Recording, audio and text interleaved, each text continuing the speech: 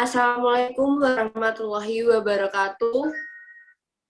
Perkenalkan kami dari kelompok 10 ingin mempresentasikan hasil presentasi kami, yaitu tentang laporan akhir pemasaran digital mengenai sebuah usaha, yaitu Daily Food.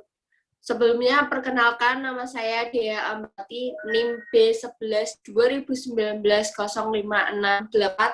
Kemudian ada Francisca Poppy Lutfianti, NIM 11 2019 05695. Yang ketiga ada Maila Faiza Deviana, NIM B11 2019 05679.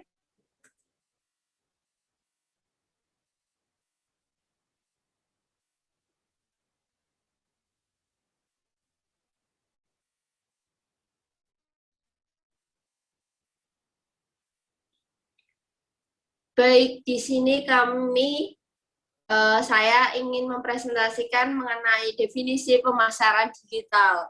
Pemasaran digital itu sendiri adalah usaha untuk mempromosikan sebuah merek dengan menggunakan media digital yang dapat menjangkau konsumen secara tepat waktu, pribadi, dan relevan. Kemudian ada tipe pemasaran digital mencakup banyak dan praktik yang terkandung dalam kategori pemasaran internet. Dengan adanya ketergantungan pemasaran tanpa internet membuat bidang pemasaran digital menggabungkan elemen utama lainnya seperti ponsel, SMS, menampilkan iklan spanduk, dan digital luar.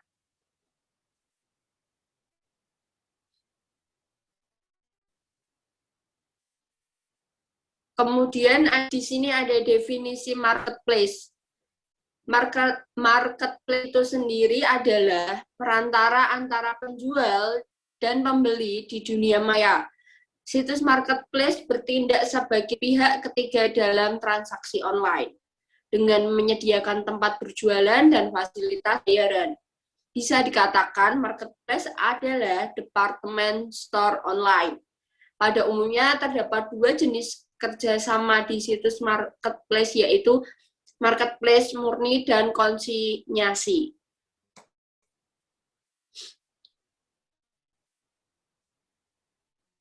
Kemudian ada definisi e-commerce.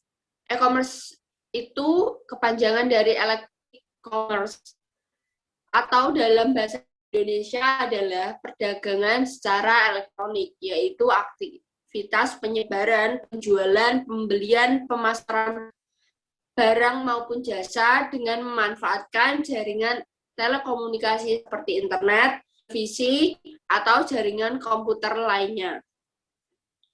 Secara sederhana, e-commerce adalah proses pembelian maupun penjualan produk secara elektronik.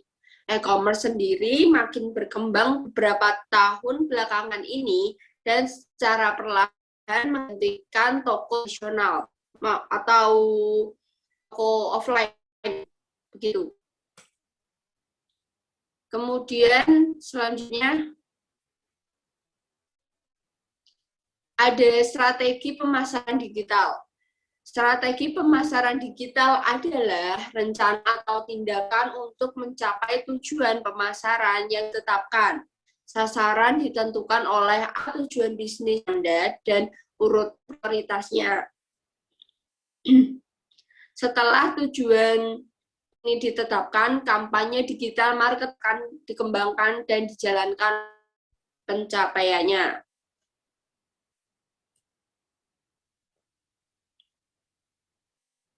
Profil marketplace. Berikut ada lampiran foto dari toko marketplace kami. Ini ada di marketplace Shopee ya, dengan username dailyfood_Semarang. Di situ kami menjual produk makanan dengan dua jenis makanan, yaitu ada risol mayo dan pisang coklat. Dengan masing-masing dihargai Rp15.000 untuk risol mayo isi 5 biji dan Rp10.000 untuk pisang coklat isi 5 biji. Wah, murah banget ya guys. Bisa dibeli ya guys. Untuk pengirimannya, kami menyediakan jasa kirim, JNE, JNT, dan maupun metode COD, di mana pembeli lakukan saat barang sudah datang melalui kurir. Oke, selanjutnya akan dijelaskan oleh teman saya. Terima kasih.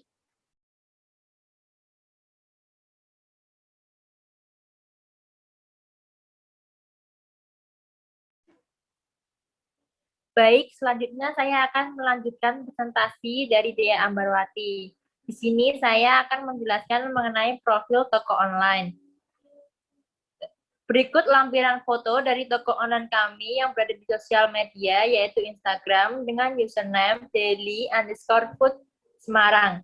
Di situ kami menjual produk makanan dengan dua jenis, yaitu risol mayo dan pisang coklat dengan masing-masing dihargai Rp15.000 untuk risol mayo isi 5 biji dan Rp10.000 untuk pisang coklat isi 5 biji.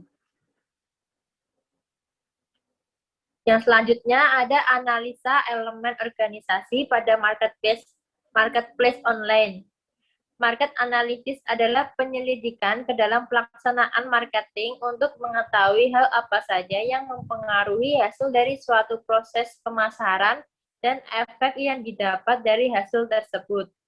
Faktor yang paling umum adalah SWOT, yang merupakan akronim untuk Strengths, Weakness, Opportunities, dan Threats.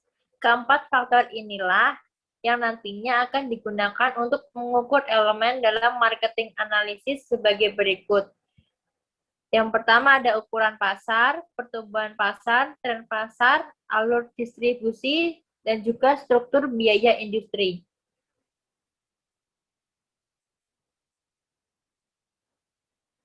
Selanjutnya ada analisa lingkungan makro dan mikro pada pemasaran digital. Lingkungan makro sendiri memiliki cakupan yang luas di masyarakat, meski pengaruhnya tidak secara langsung dan tidak cepat. Seorang pemasar tetap harus mengawasi dinamikanya. Ada 5 aspek yang mempengaruhi perusahaan dari sisi eksternal makro. Berikut lingkungan yang meliputinya. Ada aspek demografi, aspek ekonomi, aspek sosial budaya, aspek teknologi, dan juga aspek hukum dan politik. Sedangkan untuk lingkungan mikro, itu berhubungan dengan pelaku-pelaku yang aktif berperan dari luar perusahaan. Meski keberadaan mereka di luar perusahaan, eksistensinya memberikan pengaruh yang cukup signifikan. Walaupun begitu, perusahaan tetap bisa mengendalikan pihak-pihak ini meski membutuhkan usaha yang cukup besar.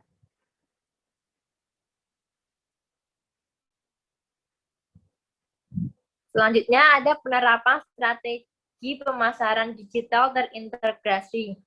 Berikut adalah beberapa langkah yang diperlukan dalam menjalankan strategi pemasaran digital terintegrasi menurut Kokon FX Media.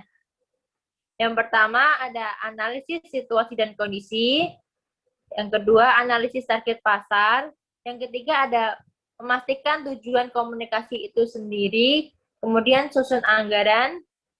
Selanjutnya ada jangan lupakan marketing mix, pantau dan evaluasi strategimu. Dan yang terakhir yaitu selalu memperhatikan baik-baik segala risiko dan peluang yang ada. Selanjutnya ada penerapan strategi bauran pemasaran 7P dalam pemasaran digital. Yang pertama yaitu produk atau jasa. Dalam usaha kami ini, Daily Food menyediakan beberapa produk diantaranya risol mayo dan juga pisang coklat. Kami menciptakan produk yang memang memiliki nilai jual yang bagus di pasar dan konsumen akan lebih mudah tertarik untuk mendapatkan produk tersebut. Yang kedua ada harga. Dalam produk-produk yang ada pada usaha kami, yaitu Daily Food, kami memberikan harga yang sangat terjangkau. Untuk produk risol mayo, kami membandrolnya dengan harga Rp15.000 per 5 pieces, dan sedangkan pisang coklat kami membandrol dengan harga Rp10.000 per 5 pieces. Yang ketiga ada tempat. Untuk usaha kami yaitu Daily Food masih menggunakan media online sebagai wadah penjualan produk kami. Diharapkan kedepannya kami bisa menyediakan tempat untuk melakukan penjualan secara offline. Yang keempat ada promosi. Promosi yang dilakukan oleh toko kami yaitu melalui media sosial seperti Instagram, WhatsApp, dan juga web. Selanjutnya akan dilanjutkan oleh teman saya. Terima kasih.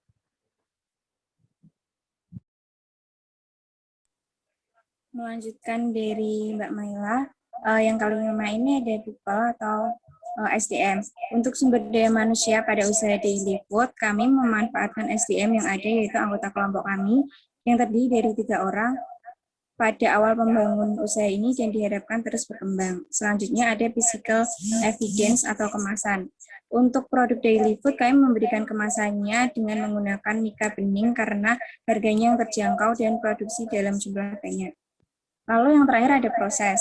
Dalam menerapkan proses pemasaran bisnis yang baik, Daily Food memastikan untuk selalu menjaga konsistensi, sangatlah penting untuk menjaga konsistensi dalam melakukan promosi produk kepada customer secara luas.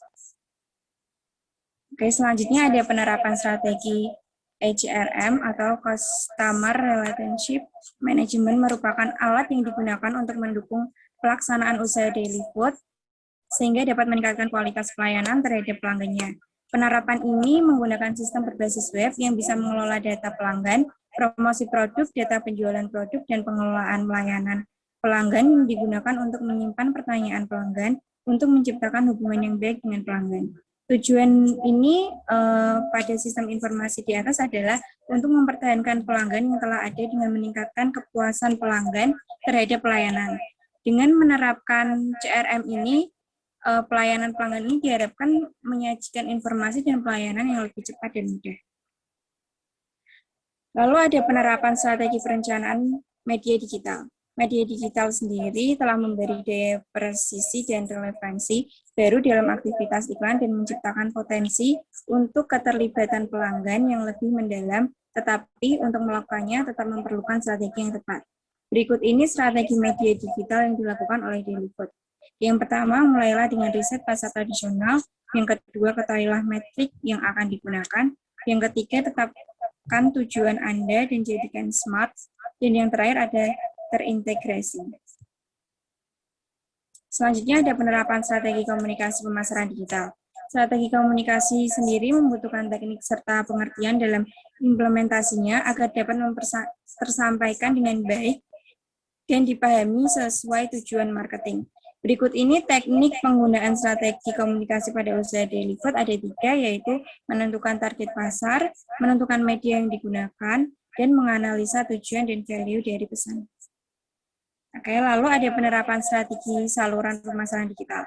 Strategi pemasaran digital adalah rencana atau tindakan untuk mencapai tujuan yang ditetapkan. Beberapa komponen utama dari pemasaran Daily Food ini meliputi menentukan pasar, menjalin komunikasi yang baik, menentukan merek, mengelola sumber daya yang tepat, dan sosial media marketing. Kesimpulan dari marketplace ini mengenai marketplace Shopee dan toko online usaha kami Daily Food dapat disimpulkan dengan adanya toko online Daily Food pada marketplace Shopee membuat kami bisa memasarkan ke masyarakat luas. Dengan adanya beberapa fitur yang tersedia pada marketplace Shopee dapat membuat usaha Daily Food meningkatkan penjualannya, serta para pembeli pada toko online marketplace Daily Food, pembeli juga dimanjakan dengan adanya promo-promo yang ada di aplikasi tersebut. Sekian presentasi dari kelompok kami. Mohon maaf bila ada kesalahan yang disengaja maupun tidak disengaja. Wassalamualaikum warahmatullahi wabarakatuh.